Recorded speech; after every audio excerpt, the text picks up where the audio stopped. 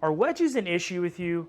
Do you struggle with distance control? Do you struggle hitting it the right trajectory? Do you struggle hitting the number you intend? Well, in this video, I'm going to talk a lot about how to get a wedge matrix with your wedges so you can hit the number every time, because if distance control is an issue with you with your wedges, especially when you have that 60-yarder and you need to put it close so you can potentially make a birdie, or if anything, at least get rid of the embarrassment of not hitting the green or leaving it 20 to 30 feet short or long, whatever you're struggling with. Let me give you a wedge matrix that's going to help you score better. Let's dive into it. I'm first going to start with a 60-degree wedge. This is the wedge I use really from 80 yards and in. I can take this up to 90, but I typically don't unless it's absolutely necessary. I got to go over a tree or something. I'll typically go to my next wedge, which is a 54. But we're going to start with a 60-degree. So the easiest way to get started is to find how far you carry the ball with 3 different positions, like on a clock. All right. Now, instead of using clock and getting too specific, I like to use body parts as kind of the reference on how far to take the club back. The 3 different positions are belt height, and when I talk about belt height, I'm talking about where the hands stop, right? So you got belt, you got rib cage, and then you got about 3/4, which is about just below my shoulder, and then anything beyond that would be considered a full swing. And I don't take full swings with wedges unless absolutely necessary, because one thing you're going to notice when you take full swings with wedges is it's really hard to control your trajectory and flight it low. Now let's quickly talk about that. When you look at good wedge players, the majority of their shots, they flight low. They don't throw them way up in the air. Now there's scenarios where they need to throw them up in the air, but most of the time they flight it lower. The longer the swing you take, the more difficult it's going to be to flight your wedges low. So I would highly encourage you not to take full swing with your wedges unless you're trying to go over a tree or you need to hit it super high. Let's dive into the first part, and we're going to talk about creating that belt height distance. Now first, I am here on TrackMan. I am going to set a tag, so let me do that real quick. Now I've set that belt height tag. Now I'm going to hit a few shots at belt height.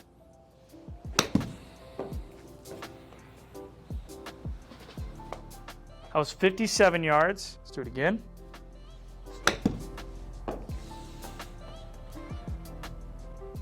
That was 49.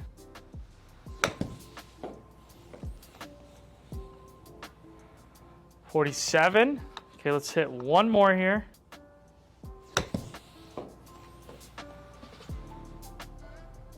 48. Seems like the belt height is around 47, 48 yards. That first one was a shot that I probably caught a little bit harder, a little bit different on the face. Maybe I took it back longer. But once I settled in and got into the groove of going to belt height, it turns out that my belt height with a 60-degree wedge is about 47 yards of carry.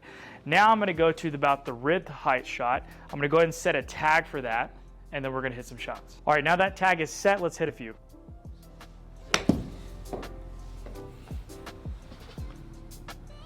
$65.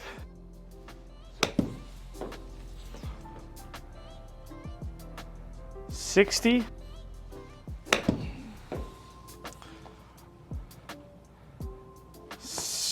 58, a couple more here, then get a good little average.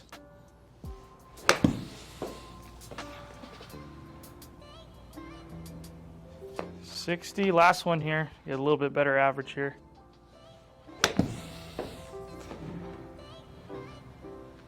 My rib height swing is about a 60-yard shot.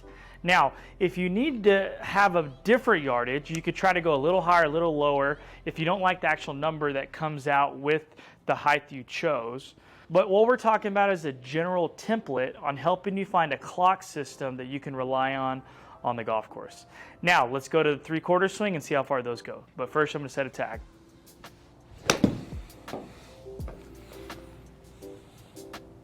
$74.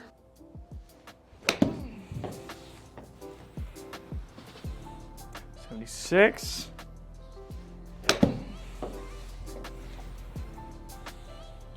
76. I can stop there right about 3 shots because 3/4 is about 76. It looks like my averages are belt height is about 50 yards, rib height is about 62, and then shoulder height, it's about 75 to 78 yards.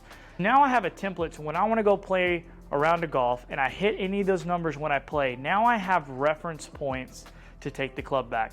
Now, if you need to hit any of those in-betweens, you can do that by changing a couple of different things. Number one, you can grip more down to actually reduce how far it goes. You could grip more up. You could even just increase the speed a little bit, feel a little more aggressive from those different positions. You can find what works for you. There's not a right or wrong necessarily. You find what makes sense to you. But when you have those stocks, that helps you have a reference point to match up to on the golf course. Now, continue this with your 54, whatever your other wedges are. Mine's a 54, then I have a 50, then I have a pitching wedge. I will do that all the way up through my pitching wedge. Sometimes I've done it through my 9-iron because sometimes I want to flight those shots lower into a green that's sloping towards me, so I like to have those different positions because a 9-iron has just enough loft to be able to hit a low shot into a green that's sloping towards me, so I tend to have those stock 3 positions with that club as well. Write that out on your phone, put it on a piece of paper, put it somewhere that you can quickly access when you're on the golf course and practice them often. If you find yourself struggling to hit the same number from swing to swing to swing, let me give you the last couple of tips here. Number one, you've got to pay attention to contact on the face. So if you're struggling hitting it between toe and heel, spray the face with the athlete's foot spray. It'll make sure it says powder spray so you can see where the contact is. Number two, the club head speed or the acceleration you accelerate the club into the ball. Make sure that acceleration is the same. One of the easiest way to do that is using a tempo. Having a tempo in your mind that looks like this, 1, 2. If you want it to be faster, you can go a little faster. 1, 2, 1, 2. And if you can repeat that tempo over and over and over, that'll help with your acceleration. If you can make good contact, that is going to allow you to be a lot better with your wedges. It's going to allow you to score better. It's going to give you some more opportunities to make birdies. One of the things golfers hate the most is making a bogey from 60 yards away. I think we could all agree on that one. Create your wedge matrix.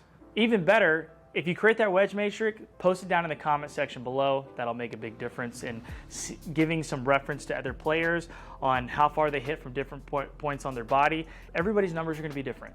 Doesn't all have to be the same. But get that wedge matrix. It's going to help you score better. See you next time. Peace.